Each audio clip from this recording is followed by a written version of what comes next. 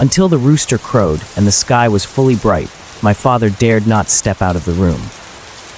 Last night, he slaughtered the only rooster in the house, smearing its blood all over himself. The blood of the rooster could ward off evil spirits, so my mother asked him for a little, but he kicked her aside. "What use do women have for it? Move aside," he said. Since that night, my mother seemed like a different person, afraid of light, hiding in a corner, staring at my father and laughing strangely. The astrologer came to see me privately, speaking in a very solemn tone. "Nikao, tell me why the spirits and ghosts aren't returning to their graves. I visited the graveyard, and all the incense on the graves has burned out." I sat crouched in front of the stove, a pile of firewood, my face covered in ash, looking at him laugh. "Master, I remember every word you said. Perhaps it's because of the strong wind and rain that made it burn out quickly." Although there were some mishaps during the ghost wedding, theoretically, it was considered a success. My father made a piece of bone from the Empress into a decree, carrying it with him. In the days that followed, his gambling luck suddenly improved to the point where it astonished everyone. Thanks to the magical pearl, whatever he bought, he won, bringing in fortunes countless times. People from the gambling den came to ask him for his secret, and he proudly said that his family had married a wealthy wife. Everyone admired, but no one knew that his wealthy wife was actually a ghost. Seeing the newfound wealth at home, my mother immediately suggested skin graft surgery for my older brother. "I've consulted with doctors. This poor, small place can't perform surgery. We need to go to a big city. If we don't have enough money, we can borrow. Nikao is still young. He can live with one kidney. We're siblings. Helping each other is only natural." My eyes trembled, too afraid to speak. My father objected again. "Nikao is married now. He can ensure our family's prosperity, but long like this, what's the use of going to the hospital?" My older brother now just lay around all day, eating endlessly, getting fatter, resembling a rice bin, even picking up fallen leaves to put in his mouth, eating until his belly swelled like a pregnant woman's. Every day, he just pointed into the air, shouting with a strange expression, "Father, grandfather wants to come home to eat." In my father's heart, there were demons, and my brother's actions made him even more unwilling to see him. My mother never gave up, turning the coffin over, inviting the astrologer to help. The Long family is afflicted by a hungry ghost. The mouth of a hungry ghost has a huge appetite. As long as there's food, it will keep eating until the person possessed by the ghost suffers from a distended stomach and dies. My mother almost fainted. "Even harming your own relatives, that old man is heartless." She wanted to scold more, but was stopped by a word from the astrologer. "You're violating the precepts here. No one can save your son. Now you should choose an auspicious day to request the help of your ancestors, bury him properly, and then reconsider." Fortunately, my father had made some money lately. The neighbors thought he was being filial by moving the grave, praising him for his true filial piety. Before performing the ritual, my brother accidentally escaped, running into the pigsty, eagerly eating the remaining feed. The pigs were terrified of him, fleeing far away. In my brother's eyes, there was only greed and madness, as if he hadn't eaten anything for 8 lifetimes. It took us a lot of effort to pull him out of there. The old astrologer passed a rope through the crossbeam and hung my brother upside down. The altar was filled with smoke. My brother weighed nearly 150 caddies, like a pig awaiting slaughter. He just needed to shake a bit, and the whole house seemed to tremble. To expel the hungry ghost, kneel before the earth god. Prepare a small bowl of rice with a pair of chopsticks placed in the middle. If the chopsticks fall outside your house, it means he's willing to leave. To bid farewell to the hungry ghost, you need to use the chopsticks as a ladder, if not successful. Seeing the astrologer fishing for words, I hurriedly asked, "Do you have any other way?" If it refuses to leave, then there's only one last resort. The old astrologer patted my brother's meaty shoulder. "A hungry ghost can't withstand hunger. Starve it for 3 days and nights. When it's starving to the point of unbearable, the ghost will leave on its own." Finally, the chopsticks fell, but they didn't fall by the front door, nor by the window. They fell toward my father. The astrologer tried a few more times, but the result was always the same. It meant My father was the next one to be possessed. My father was so scared that he broke out in a cold sweat, quickly deciding to starve my brother. My mother, heartbroken, rushed in, fighting with him. "Bathian, are you planning to starve your own son to death?" My father became furious, locking the door to the room and hiding the key. He didn't forget to warn me. "Nikau, your mother said you can't bring anything over to him, not even a drop of water." I replied, "The master said even a small bowl of water is allowed. If the ghost leaves, then it's worth it, isn't it?" In just a while, my brother screamed until he was paralyzed. I brought water over, and he desperately turned around, his face twisted, deformed, like turning into a wild beast. The neighbors, disturbed by the noise, came over and knocked on the door. My father could only explain to them. Belong is dealing with something not good, undergoing a detoxification process. My mother anxiously watched by the door. Several times, she wanted to sneak food to my brother, but I stopped her every time. I sincerely advised her, if he wants to live, he must overcome this obstacle. Your intervention will only harm him. She dropped the steamed buns she held in her hand, slapping me hard. "It's your brother. How could you be so heartless?" The taste of fresh blood lingered in my mouth, and I licked my lips gently, unsure of what I was feeling. Numbness? Probably. I just calmly replied, "That's right, I'm heartless. Learned it all from our parents." My mother cursed under her breath and stormed off. However, on Friday, my brother suddenly stopped screaming. He was dead. His stomach split open, intestines sprawled across the floor. My mother suffered a massive shock, immediately fainting on the spot. Because the night before, out of pity for her son, she secretly slipped some steamed buns inside.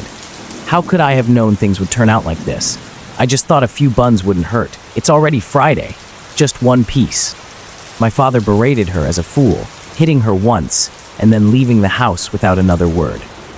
Lately, he had been making quite a bit of money. I noticed clearly, the badge on his chest was getting darker by the day.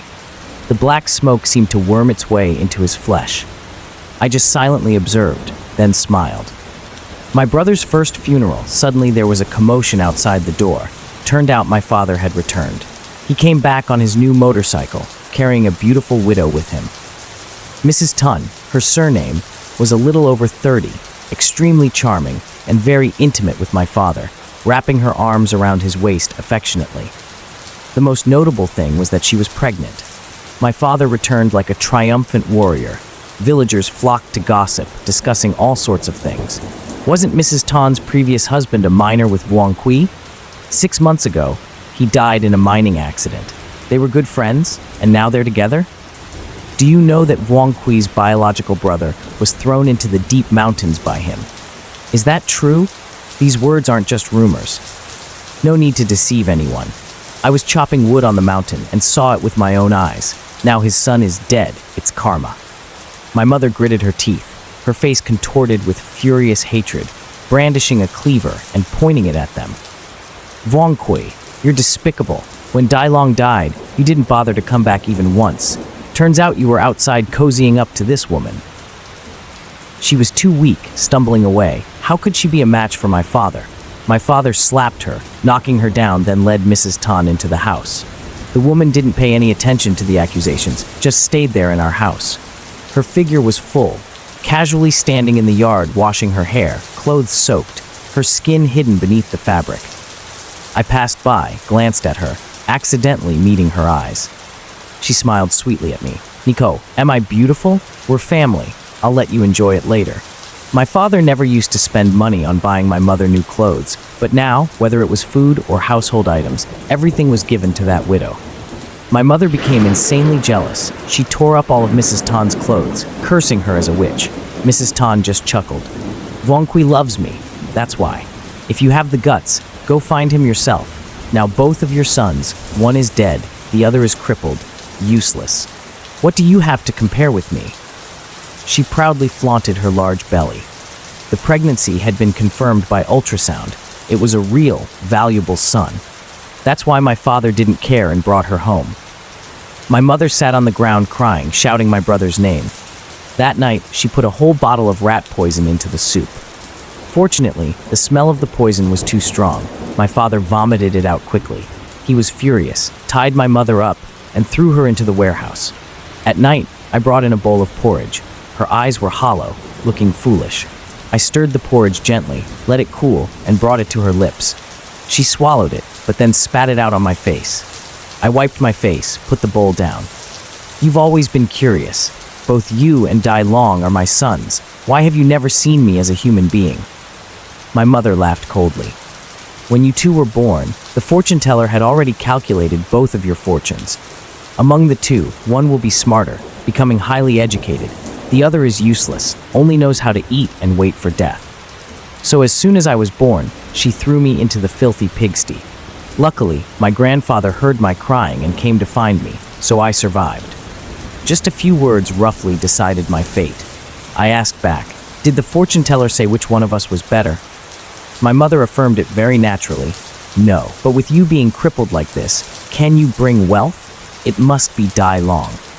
I laughed and said to her, for years, the one with outstanding memory has been me. I did all of Dai Long's homework. He failed the exams. I helped him retake them. Of course, I did everything with my left hand. In her extreme surprise, I cut the rope tying her. I've helped you contact him. You should hurry back to our grandmother's house and never come back. Dai Long wasn't caused by me either. I know you would secretly give him food. That night, all the buns you threw in were picked up by me. But soon after, Father came in. I tried to explain calmly, but he couldn't bear to waste the food like that. To turn the queen into a guardian spirit, to welcome wealth, sacrifices must be made. Dai Long was the first offering. My eyes sparked, staring at him intently, and the next one will be you. When I was young, I was very disappointed and asked my grandfather, what good was someone like me? My grandfather replied, he was born in times of chaos and war, famine rampant. One moment, everything could be fine. The next, you could be blown up by a bomb. For him, just being alive was something to celebrate. It doesn't matter what you can do with your right hand, use your left hand. Some people can write with their feet. The living are good, just live shamelessly, no need to care if you're useful or not. My grandfather gently stroked my head. It was the first time I felt loved, regardless of whether I deserved it or not. The next day, my mother went to our grandmother's house. This was where she had toiled for nearly a lifetime. How could she bear to leave? She took her own life. A red dress lay in my brother's coffin, still not buried. Blood continued to flow into his body. The Taoist sighed deeply. Lying at the bottom of the coffin, she's about to turn into a vengeful spirit. My father's face was filled with malicious resentment. He kicked the coffin in anger. Her blood and grudge had dirtied the sacrificial offering. The Queen Mother refused to accept it. My father was extremely worried. He needed money badly. A few days ago, I overheard Mrs. Tun's daughter-in-law loudly persuading him to take over the factory. Old Vuong, my brother-in-law worked hard to help you contact the manager. The factory produces fireworks. As long as we take over, we'll receive government support policies ensuring our future. But that's a lot of money. My father hesitated, but the Taoist had warned. The Queen Mother needed to be appeased, worshipped step by step. Don't tell me you want to crawl around in the gambling den for the rest of your life? Mrs. Tan's daughter-in-law angrily rubbed her belly. Do you want our son to be ridiculed as the child of a gambling addict? This remark ignited my father. He patted the badge on his chest, made a cruel decision. Fine, I'll take over that factory. You go make the deposit. I saw it very clearly. The black aura from that badge had already corroded his body, touching his soul. That night was pitch black. The wind howled. Dark clouds obscured the moonlight. My father held a pickaxe, feeling his way to my bedside. He murmured a spell, raised the pickaxe high. The cold light gleamed. Queen Mother above, please grant me eternal wealth and fortune. However, he only swung it into the air. Wrapped in a blanket, I lunged out from the dark corner, restraining him. My father tried to resist, but he didn't know that my strength had surpassed his long ago. I twisted his arms back, pinned him down, whispered into his ear. Father, let me tell you a secret. This tomb of the queen is fake. Grandfather told you that when the army's 6 divisions entered the tomb, the queen's body had disappeared. But he didn't say that back then. To protect the tomb, they divided the army into 10 teams. Each team had puppets like this to deceive the eyes and ears. These puppets were made from living people. The bright pearl in its mouth was trained from thousands of insects. Father used this puppet to cultivate souls. Yes, it can also attract money, but for every part gained, 10 parts must be paid. Are you feeling the backlash now, Father? You rascal, you knew it all along and didn't say anything to me. My father exploded in anger, cursing bitterly, but his whole body was weak, powerless. He couldn't do anything, just blushing and pleading. Nikao, Father knows Father's wrong. Forgive me. If our family has money, it's not all for you in the future, right? At this moment, Mrs. Tan carried her big belly in. My father exclaimed joyfully, "Hi, Ni, quickly help me." Mrs. Tan closed the door, walked up to me. "Ni Kao, leave the rest to me." Panic flashed across my father's face. You people. It turned out that Mrs. Tan's husband, Mr. Tran, also worked in the mine with my father. Mr. Tran was diligent, hardworking. He saved up a few gold nuggets, but my father, owing to gambling debts, coveted the beauty of someone else's wife. So he strangled Mr. Tran in the mine and took the gold nuggets. Mrs. Tan picked up the fallen pickaxe from the ground. My child in the womb belongs to Mr. Tran. If it weren't for this child, I would have strangled you and Mr. Tran already. I restrained her. The retribution would affect the future blessings of the child. Anyway, karma had already come. Aunt Tan used the factory to lure him. If he wants to get rich, the more money he has, the more he desires. What Aunt Tan wants is even more. If he can't pay, Aunt Tan will cause trouble for him. The black smoke created from resentment rose to the sky. My elder brother slowly crawled out, drooling, intestines dragging, grabbing my father, grandfather, mother. Mr. Tran followed closely behind. Amidst the desperate screams, I slammed the door shut, looking up just as the dark clouds had dispersed. The crescent moon gradually emerged. The moonlight tonight is beautiful, isn't it? I bid Mrs. Tan farewell, telling her never to return. After that, I used my brother's identity to apply to a high school in another district. It won't be long before I become a high school student. On the day of my father's funeral, the Taoist also came, continuously expressing regret. I replied, "Regret for what? Didn't the Grandmaster recognize it as a puppet long ago and foresee the outcome? Isn't that right? Confusion, whoever cultivates it, will..." I don't believe he didn't know or foresee anything. The old Taoist stroked his white beard, neither happy nor sad. Greed is too great. What's the use of reminding him? Should I tell him that I know he's the one? I've reminded him many times. Everything has its limits. Don't rush for success. After that, the old Taoist came to the school to find me a few times. He attentively brought all kinds of things for me, also caring about my studies. I have a connection with the Vuong family. My grandfather also served in General Tan's 6th Division back then. His eyes fell on the octagonal mirror hanging on my chest. Your father's grandfather at that time was the trusted aide of the commander. Didn't he leave anything for your family? My tone of voice was mysterious. That year, they raided the tomb and transported the treasures for 3 days and nights without end. Apart from military supplies, General Tan brought these burial items back and buried them in descending order of rank. However, the amount of money he dug up at that time was just a drop in the ocean. After being arrested, he never revealed the whereabouts of the remaining treasure.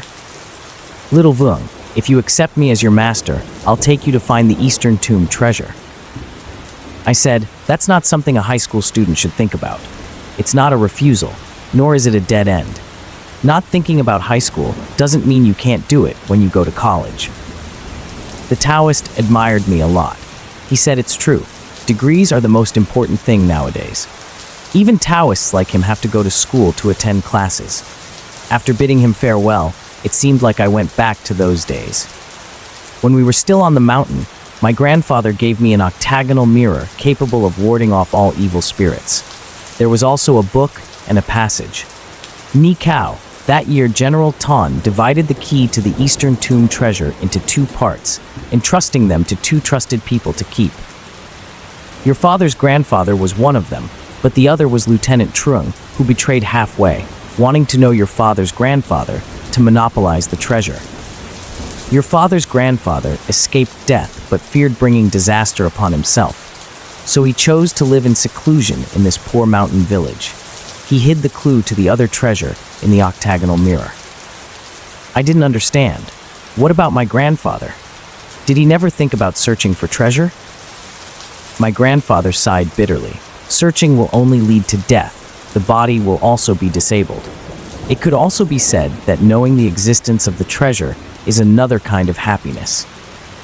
As for why the Taoist knew about this, Trung, Chief Trung, those two Kungs are similar. The vast sky, at this moment, the stars are shining together.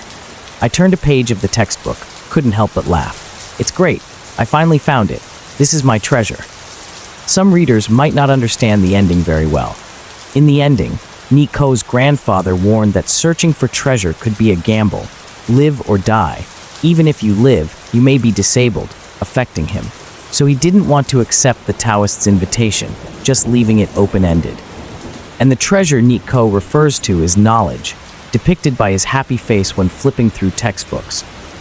Although he used his older brother's identity, he goes to school in a dignified manner, not hiding or sneaking around.